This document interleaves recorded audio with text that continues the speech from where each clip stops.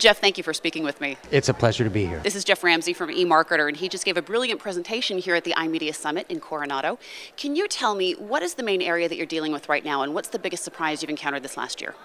The rapidity with which marketers are jumping into the social media bandwagon, and they're frightened, they're confused, they're not quite sure what they're doing with it, but they are going in hog wild. eMarketer is predicting that ad spending on social networks will approach $3 billion this year. That's just in the US. Of course, Facebook's a big juggernaut there. 64% of internet users are going to social networks, and it's not just teens and millennials. So there's this huge consumer sweep, but marketers are jumping right in. In fact, we have a number that 80% of large marketers, big firms, are doing something with social media. And increasingly, they're getting very, very sophisticated about it. Now, I'm just going to hand this interview straight over to you. Again, you just got done giving a great presentation. I'm already hearing some really good feedback. What are the three main points that we need to take away from what you talked about?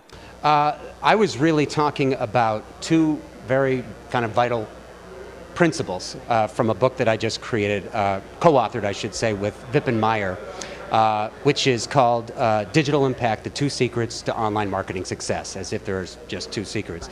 But the two secrets come out of two fundamental problems. The first problem with online marketing, and it really relates to all of marketing, which is I don't have the right performance metrics and measurements to know that when I spend money and do this versus that I'm going to get payback. All right? We're working on it, we're struggling with it, but we really haven't answered that question. The second question has nothing to do with metrics and everything to do with the consumer. We all know that today's consumers are consuming content like never before. They're jumping from an online buying site to a social media site to a search inquiry. They're still getting email, at least most of us. So they're also increasingly resistant to advertising messages, at least traditional advertising messages. They've been pitched to for decades. They're not going to click on banner ads ever again. At 0.008%. Essentially, they've become numb to so much of the advertising they see, and I'm not just talking about banner ads, I'm talking about all kinds of advertising. Very few ads today break through. So we kind of had a mind-bending principle, which is that we need to re-engineer our entire thought process about what advertising is all about. And it's really kind of turning targeting on its head. We've been targeting ever more granularly, and targeting for the most part is a good concept because it's getting relevant content to the right people. The problem is, as we get narrower and narrower with our targeting, we restrict our audience and we don't get the scale we're needing. And that's, of course, one of the conference themes here is how do we get to scale? So we say flip that on its head. Instead of targeting individuals based on demographics and so on, how about you flip it and create content as a marketer through your partners, your ad agencies, etc. Content that is so entertaining in its own right, so useful in its own right, and captivating that people actually welcome it. Right. As I said in the presentation, it's less about distraction. Ooh, we want to interrupt this program with a message that is probably irrelevant to you, or maybe is relevant but not at this time, right? With replacing distraction with attraction, creating content again that is welcomed by the consumer. And we have tons of examples of that we bring up. We all know about the Old Spice man, and one of the reasons why that was successful is that it was fun. People wanted to share it with other people. And in fact, we have 5 criteria for what constitutes magnetic content. Okay. Is it useful? There's plenty of mobile apps, for instance, that can help you if you have a stain. Clorox has an app for you to tell you how to get that stain out. Right. All right? Very useful. Is it unique? There's too many copycat ideas out there. And so it puts a real premium on great creative execution and doing something that hasn't been done before and serves a real need. And so good execution is another criteria there. And then, of course, can it be fun? And does it work well with the channel?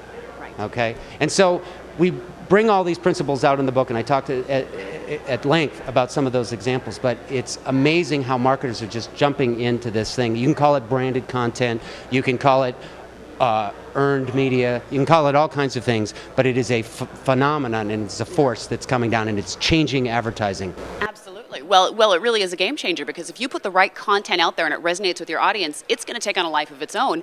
And there's a new brand experience where you've never been able to hit this with and TV or print. back to my scale question, you just brought up another point that I was talking about in my speech, which is that if you think of a haystack, and you've got that needle, which is that one kind of customer that you're looking for, and you've got all the demographics and the granular details and so on, you might be able to target that customer and get them the ad and move your business, but you're not getting scale. On the other hand, if you take a big magnet to that stack of hay, imagine the analogy, right? You take a big magnet and you hold it up over the haystack, you will not only get that needle that you were looking for, there might be other needles there that you were never even looking for. And that's part of how you can get scale. You create the great content that just pulls the consumer out, and if they like it, they might tell other people, and people will come out of the woodwork. Absolutely. That's one way to get scale. The whole new concept of self-selecting. If you just put the right content in front of the right potential audience, they will find you. The fact of the matter is, we can pinpoint with what we think is great accuracy what a particular demographic is that is quote-unquote likely to buy our product. But at the end of the day, if that person is just never going to buy our product for whatever reason that you would have no idea, you're wasting your money by going after them. And at the same time, if there's somebody out there that you would never target because you would never think a grandmother would buy this particular product, or somebody in Saskatchewan, Canada, and yet they love it, well, who do you to say that you shouldn't be interested in my content and therefore interested in my product and service? Absolutely. Okay, so I love stories and advice. Can you tell us a story? How have you seen this in action this last year? Well, there's plenty of stories. I mentioned the Old Spice one, and everybody kind of gets excited about that, but there was a bunch of things that made that work, and I'll bring up another principle with that. One is the Old Spice man was well executed. It was a great idea, but the execution was excellent. And that came down to picking the right actor for the job. It was entertaining every time you watched the commercial, or the whole scan of commercials. I mean, I normally watch something once, maybe twice, and then I start to tune it out. But there were just these moments, and it was fun. Right. And they gave it legs by creating all kinds of other versions of it on Twitter and YouTube. And so it just created this monumental momentum around the brand and this particular execution. The other thing, though, is that we're not advocating that you only have magnetic content and you throw away all your paid advertising, because what few people realize is that they spend a lot of money on traditional TV advertising, on the very expensive Olympics, thank you very much, to start to seed that campaign. They reinforced it and got more people interested in it through social media. But it takes both the paid media and the owned media and earned media to work all together. So let's take it to the practical front right now. What should be out of people's budgets for next year that they might be surprised by, and what should be in people's budgets next year, again, that they might be surprised by? I hate to use blanket statements, because you know what, I'm going to another conference tomorrow on email marketing, and I'm here to tell you email marketing is alive and well. And so what normally happens is we don't throw out the old media. The old media lives on, but we add new media. I think the most important concept here is not what do I put in, what do I take out. It is constantly optimizing to see what combinations of media and executions are working best. And so our whole drive towards, and as we say in the book, towards performance measurement is all about looking at the base level exposure metrics. Did they see the ad or the magnetic content? The next level, strategic metrics. Over time, not in the nanosecond of a click, but over time, are people getting more engaged with your brand? Do they have more favorable impressions of it versus your competitors? And then, ultimately, can you take that up to the top tier, the hardest to measure, return on investment or financial metrics? So you really see this not as a turning point, but as using your tools correctly and a shifted mindset. Yes. Because of course, every tool does have a life cycle, and some things do come in, some things do leave. There was a point when we didn't have mobile. I mean, it actually had to emerge, if you can believe that. So you're saying right now there's not necessarily a particular tool that people should consider phasing out. They just need to be very strategic on how they're using their tools. Exactly. The principles that we talk about, performance measurement and magnetic content, are really not totally new concepts we've never heard of before. They're kind of crafted from a bunch of things that are going on out there. But we see these two things resonating with people all over the place, and it really is, as you said, it's a different mindset. Is video for everyone? I think it's for most. If you are any kind of brand marketer, whether you're B2C, B2B, I don't care what industry in, is there some level of emotion tied to your product? Nothing does emotion better than video. And if it's at the most basic level of a product demonstration, think blend tech, right? It's so much more fun when you apply a video demonstration of something than using words to describe it. Seeing is believing. A picture is worth 1,000 words, then what's a video worth? And I wholeheartedly believe in the value of video, and I think it's really fun seeing this surge happening and seeing companies trying new things. Online video this year, according to eMarketer, is growing over 50%. That's faster than any other channel out there, period, bar none.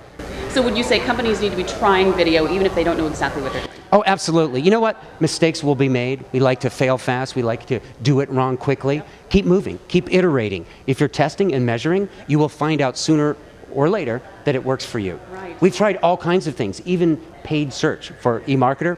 It didn't work for us. So what? Move on. Find something else.